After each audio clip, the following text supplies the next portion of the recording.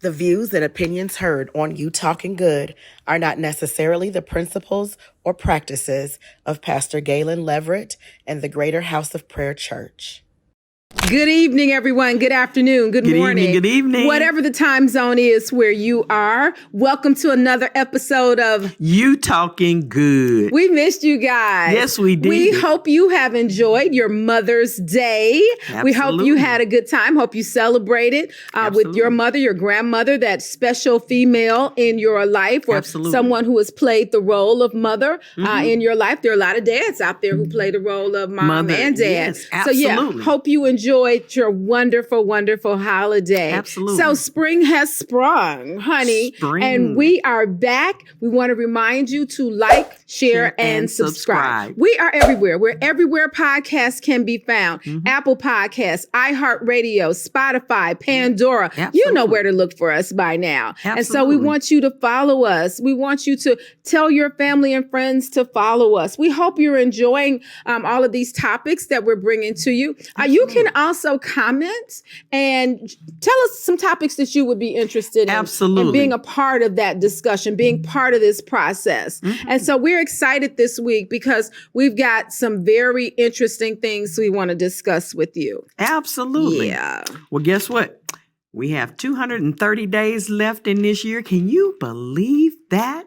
That's stunning. It is completely stunning. I promise you. I can't like believe that June is like right around the corner. Knocking at the door. Halfway through the year. Absolutely. I have so much to do. Well, you know what? Hopefully, I know what I'm doing. I probably have a lot to do as well. I know I do.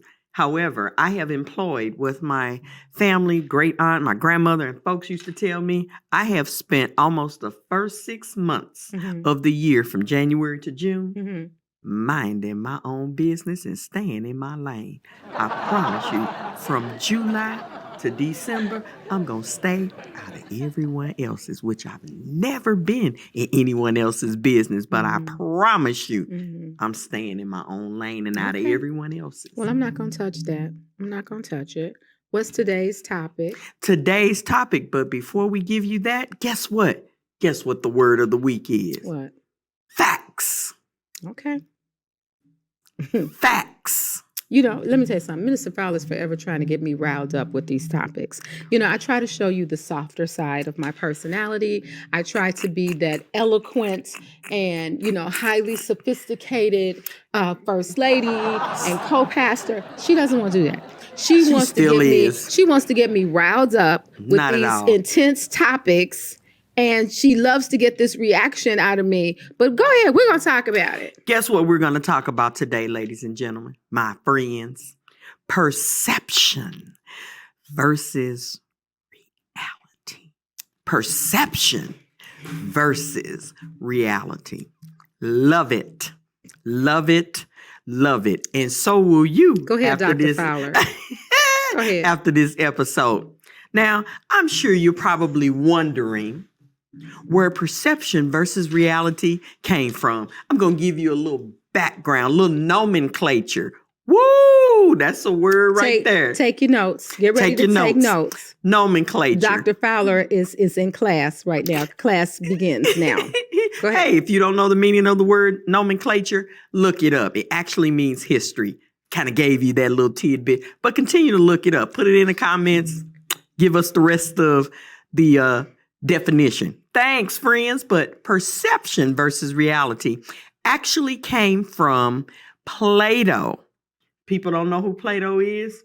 Wow, great philosopher way, way, way back before Christ. I'm here to tell you. He wrote a book called The Republic. Within that book, and it's very thick and very dense reading. I have read the entire book. Loved it, loved it, loved it. You know, she read it.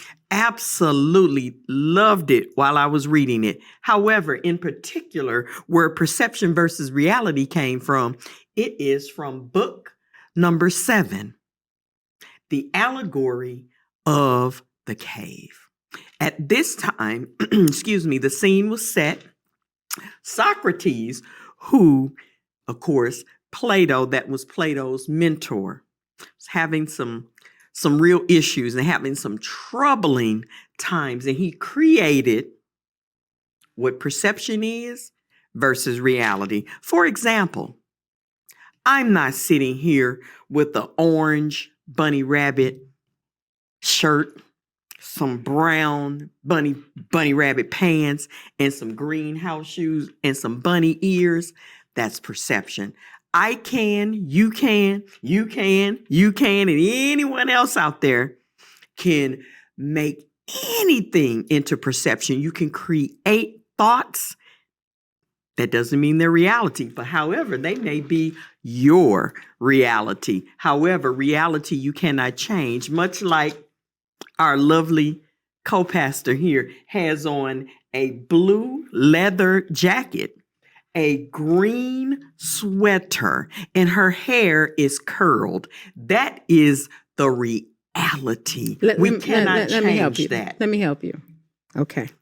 Let me help you. Here we go. Go watch Matrix 1 and 2. Absolutely. If you go watch Matrix 1 and 2. Absolutely. This is going to help you understand why they were living in caves.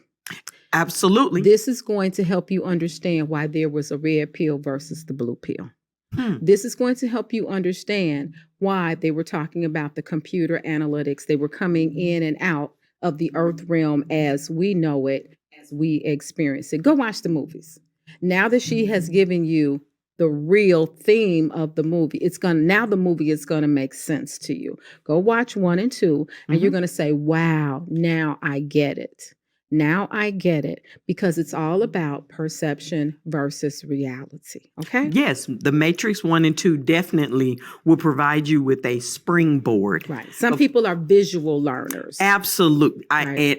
I totally get that, because in the cave during this particular time, the leader, if you will, they were slaves chained to chairs, and there was a fire there. And of course, the fire magnified these images of the slaves there, and they were bouncing these shadows off of the wall. Okay. The leader told them that is reality. However, one of the slaves managed to escape the cave and ascend to the light.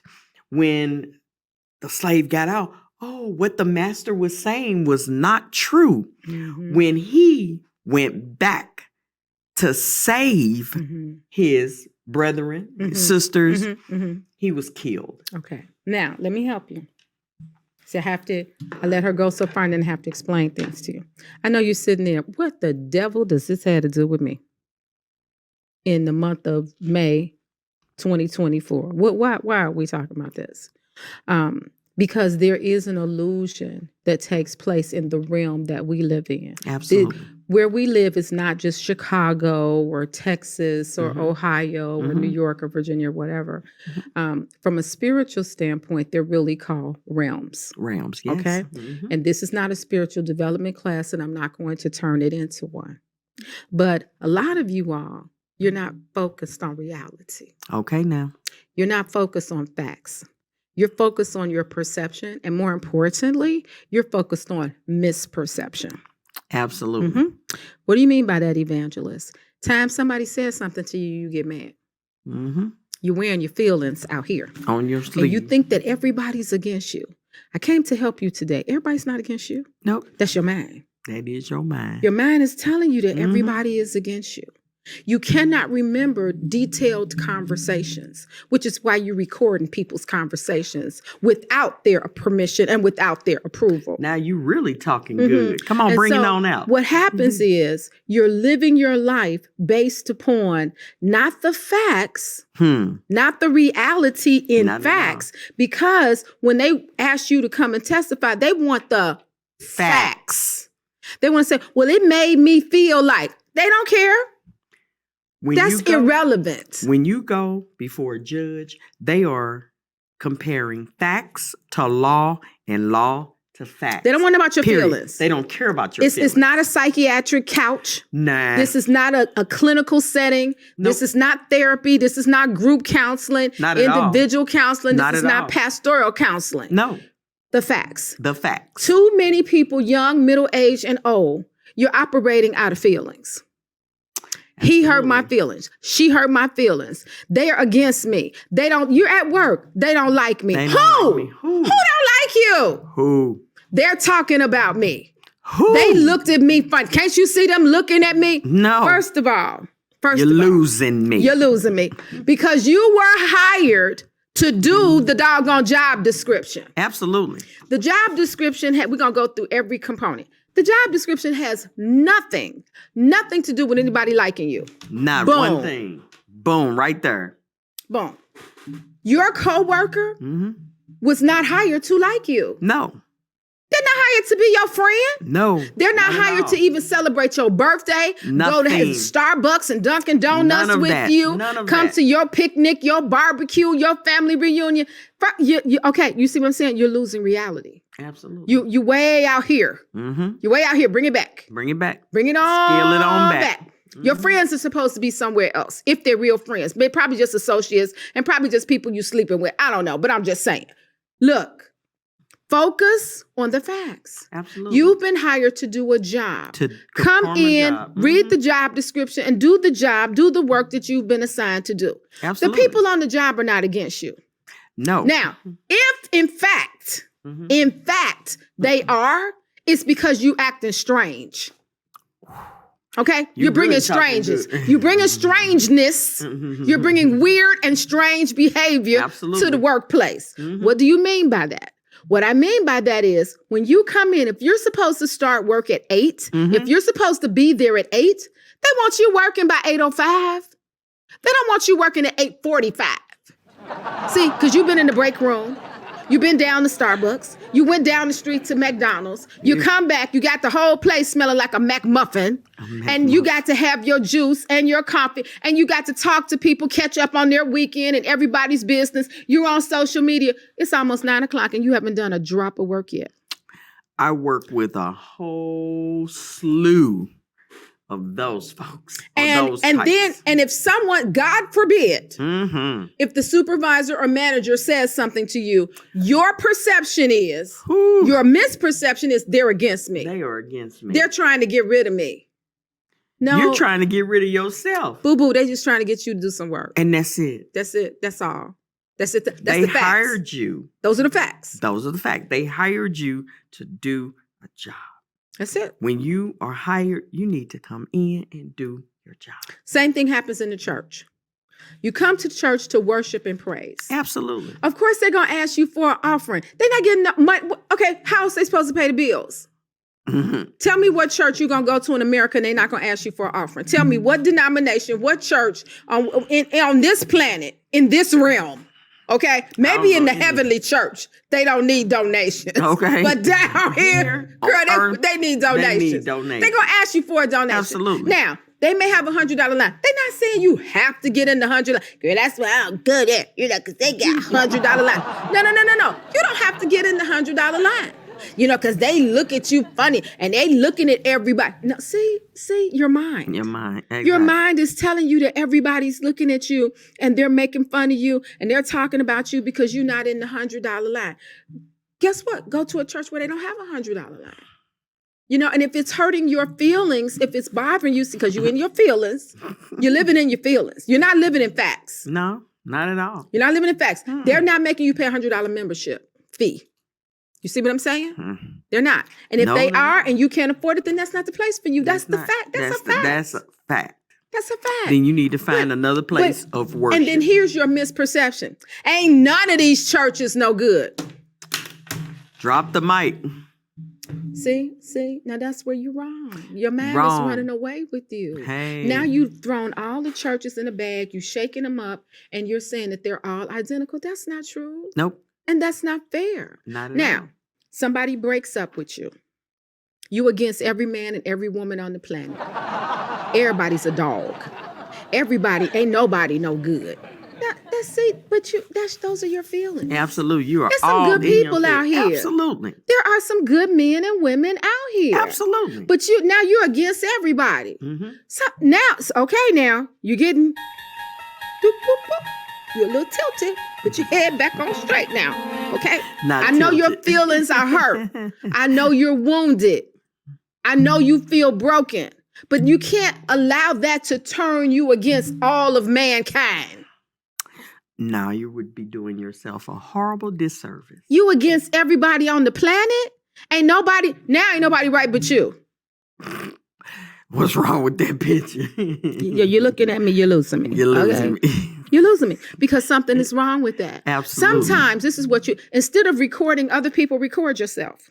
Woo, what you said. Record some of the things that you say and play them back so you can hear how you sound.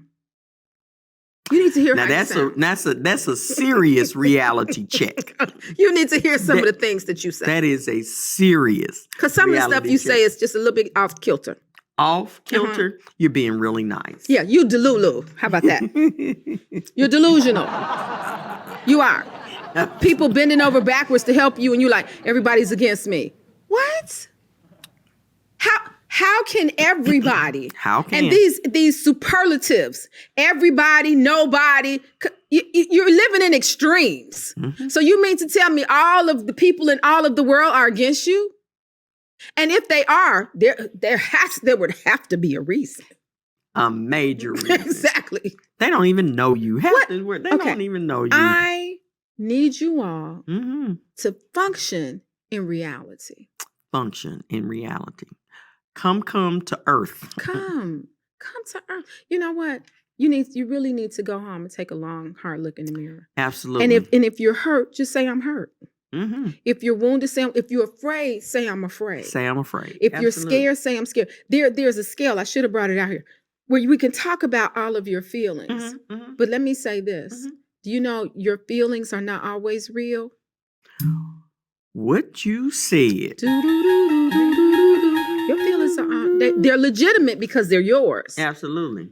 But they're not always real. So just like right now, there's a wet spot on the floor. If I focus on that wet spot on the floor, then I'm going to feel like stuff is crawling all over me. Now, that's how I'm going to feel. But are my feelings accurate? No, because I don't see anything. You see what I'm saying? There's nothing crawling on me. Nothing. So a lot of times, even when we're talking crazy. Yes. Oh, did I say that? Ooh, you know what I'm saying? Yeah. Here we go. You're a little delulu. Delulu. I'm going to have to use that. I'm going to borrow that.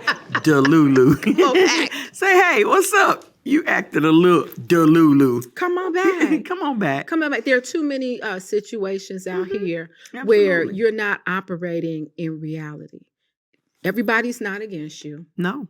Nobody's, and sometimes it's paranoia. You're so afraid. You've got so much anxiety going on. And real talk, you might need to sit down and talk with a licensed professional. You really need to lay on that couch. And guess what? If you go to the real one, depending on how delulu you may be, you might get up off that couch and the therapist will be laying on the couch. You'll be taking notes. I'm just saying. We've gotten very comfortable in this society, just blaming everything on everyone else. Absolutely. In order to live in reality, you have to accept some responsibility. Yes. And guess what? The one way to do that, I practice this. So this is me. Self-reflection. Wow. Now, let's talk about that. How do you self-reflect? Because the Bible says, let a man examine himself. Absolutely. I examine myself every day from the moment the Lord wakes me up to the time I'm ready to close my eyes. I think about what I may have said, what I may have done, all of those things, how I treated people all throughout the day, be it phone call, text message, email, however it may be. I take that opportunity to self-reflect to make sure that everything that I did was hopefully pleasing in the Lord's eyes. That I treated people with respect, with love, with grace, mercy. I extended something to them in the eyes of the Lord. That is how I do it. Well, and I think that's a good way. So I'm going to recommend something for you. I'm going to recommend that you go to www.16 16personalities.com. Wow. www.16, not the words, but the numbers, 16personalities.com. The producer is going to put it up on the screen for you. It's a free 10-minute personality assessment. Okay. It's going to, you're going to respond to statements. You're going to either respond, agree, disagree, strongly agree. And they didn't pay me to say this, but it's a real good self-reflection tool. Amen. It allows you to really take a long, hard look at yourself in several components of your life, your love relationships, your career, your managerial style, your work habits, your likes and dislikes. It talks about every complete range of how we function as an individual, and it's going to give you results. You're going to go in there, you're going to respond to the statements. Again, it takes about 10 minutes. You can do it on your phone, you can do it on your laptop. In less than 5 minutes, you get the results, and it's going to be talking to you about you, not about everybody, not about anybody, but about you. I want you to take it. All of our friends, all of our followers, I want you to take it, and then I want you to go into the comment section and tell me what you think about it.